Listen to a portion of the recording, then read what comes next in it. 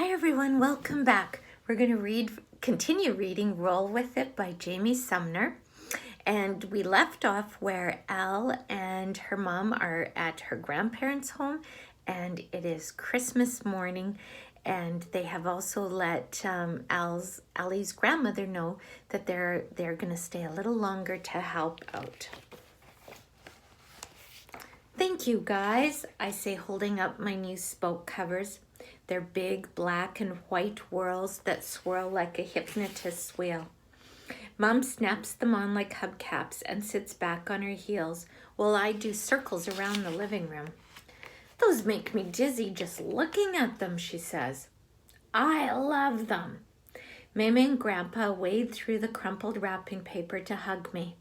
It's late in the afternoon now, and we're sitting in the glow of the little Christmas tree. When I say little, I mean little. It's plastic and fits on the coffee table. When you push a button on the back, it dances and sings, rocking around the Christmas tree. Mamie got it at Walgreens at an after-Christmas sale and swore she'd never put up a real one again. There's a beeping in the kitchen. That's my Linzers.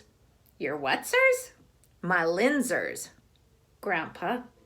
He gets that blank look he had last night at church, and I feel the hair on my arms prickle. Everybody freezes. He looks from me to Meme. Meme looks from him to Mom. After a second of silence, he says, either my dementia's acting up, or I have never heard of such thing in my life, and then actually slaps his knee and winks. I laugh, I can't help it.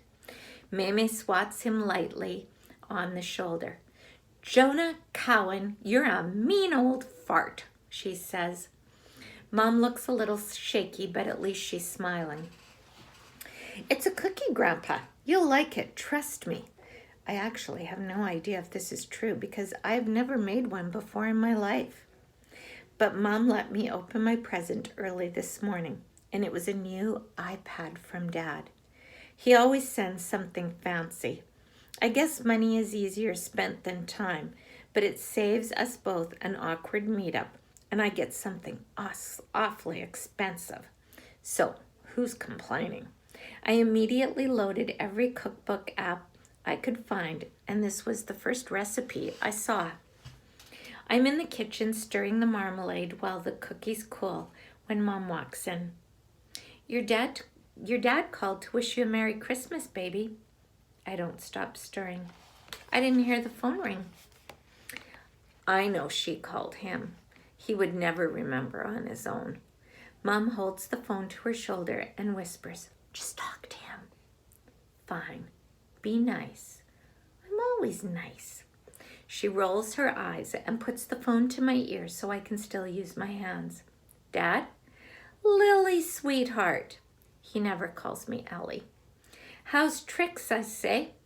What's that? I can hardly hear you.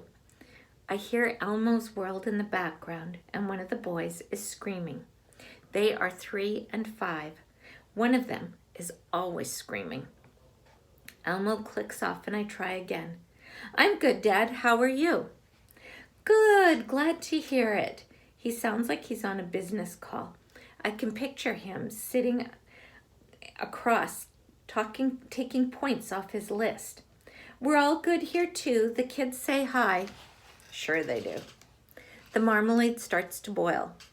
How do you like the iPad? Oh, it's great, Dad. Thanks. Good, good. One of the boys screams, Daddy! I hear Elmo click back on.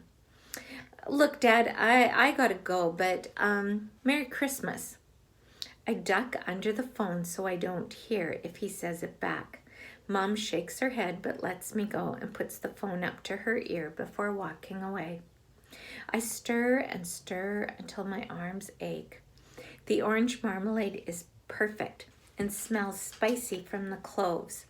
I know I should taste it, but I don't really want to. I take it off the burner instead and roll over to the window. I wonder if it's snowing in Tennessee. I wonder if Dad ever misses me. I wonder if he ever wonders what I can do now. I wish I could stop wondering. Hey, knock, knock. Anybody home? The back door is already opening, and Coralie rushes in with a cold gush of air. She's head to toe in green spandex, like she ran outside in her long johns. And she's got a sweatband on her head like a Barbie gymnast. It's green too, with sequins. I cannot think of one single word to say to this. Mamie comes in smiling. Well, looky here. Is that Miss Coralie? I wondered how long it'd take you to come knocking. Merry Christmas, Mrs. Cowan. You too, honey. I came to see if Ellie wanted to come over. Coralie looks at me. I can't remember the last time a friend asked me over. I look at Mamie. Mamie shrugs. We've done our Christmasing already. You might as well. I almost want Mamie to tell me to stay. I don't know Coralie any better than her cockatoos. What are we going to talk about? And that other question sneaks in. What if she only thinks I'm interesting because of my wheelchair? Everybody's staring at me, waiting for an answer or for me to move. Well, I guess it's either this or spend the rest of the day watching It's a Wonderful Life. Okay, but help me with these cookies first, I say to Coralie. It goes much faster with two people. I plop a spoonful of marmalade on one cookie, and Coralie squishes another cookie on top, Oreo style.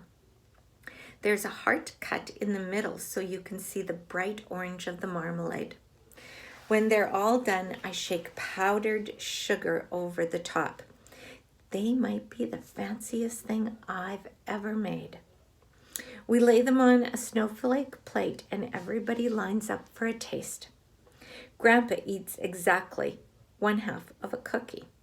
Mamie eats a whole one, but dunks it in her coffee, which ruins the entire effect. Mom eats her slowly and says, interesting.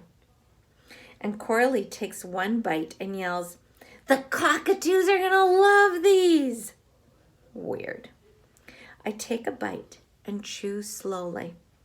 The cookies are buttery and chewy, and the marmalade isn't too sweet. It's exactly like the recipe said it should be. They're perfect. I look at everybody dusting the sugar off their hands. So how come nobody likes them? After Mom takes me to the bathroom one more time quietly so Coralie won't notice, I roll out the front door. It's maybe 4 p.m, but the sky's already getting dark. I'm bundled up in a jacket, mittens, and scarf, but Coralie doesn't even have a coat. I don't think she feels the cold. I make it to the end of the driveway before I remember. The street is gravel. I look down at it like it's a snake waiting to bite. There's no way I can wheel myself on this. My cheeks are hot now, even in the cold. I start to turn around, but Coralie's in the way. You forget something? Nah, I just think I'm more tired than I thought. Well, hold these. She drops the tin of Linzers on my lap. We'll swap jobs. I'll push, you hold the cookies. I want to say no. I hate it when people have to push me. But also I really want to see the cockatoos. I show her how to tip me back a little so it's easier to push, and we move on down the road. When we get to her gate, which hangs crooked by one rusty hinge, she leans over to look at the new spoke guards. Cool hypno wheels, she says. Coralie was not kidding about the cockatoos. It's like rolling into the parakeet cage at PetSmart. There must be 8 or 10 of them flying around the ceiling and hopping from couch to chair to table, with their white bodies and spiky feathers on their heads. They look like little punk rockers, loud ones. Coralie's grandpa Dane waves us in from his spot in his easy chair in front of the TV. Apart from the cockatoos, their trailer is laid out exactly like ours, one long shoebox. But they have towels on the backs of all their furniture. I look around and I don't see any cages. I wonder if the birds are house trained, and then I look closer at the towels and figure it out myself. Dane has a walker propped next to him, and that one piece of medical equipment makes me feel right at home. He shakes my hand and then pats the walker. I've got a bad leg. I've got two, I say. He laughs a laugh that turns into a cough, and Susie comes in. What'd I miss, y'all, she says. She holds a tray of sliced salami and crackers in one hand and a cigarette in the other. The cockatoos go nuts when they see the crackers, and she has to wave them off with her cigarette hand. The smoke hits me in a wave, and I swallow hard and look at the ceiling. It has yellow stains around the edges. Mom would kill me if she knew. Smoke is really bad for my lungs. But then again, it's bad for everybody's, so what's a couple of hours? Susie, Coralie explained on the way over, isn't exactly her grandmother, but she's been around long enough she might as well be. Susie has big blonde hair just like Coralie's. Hi, sweet thing. Don't you mind these birds now. Just swat a hand at them and they'll get out of your way. But they can smell fear, Dane says from the easy chair. Hush now. Don't tease her. Susie pats my hand. You'll be just fine, but we'll keep Daisy in the back just in case. Don't want her knocking into you. She's a 50-pounder who thinks she's a lap dog. Susie put those crackers away. Allie's brought fancy food, Coralie says, and pops the lid off the cookie tin.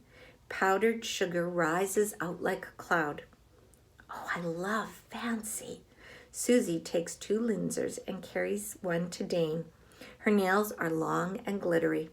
They chew for a minute, and I look at my hands because it's always weird to watch people eat when you're not eating yourself. Mighty fine, young lady, mighty fine, Dane says. But he sets his down after one bite, and after a minute or so, so does Susie. What a treat, she says, and walks back over to us. Now, you need any help with anything? You let me know. I nod. As Coralie leads me down the hallway to her room, I spy 3 cockatoos landing on the edge of the coffee table. They start pecking at the tin. At least somebody likes my cookies.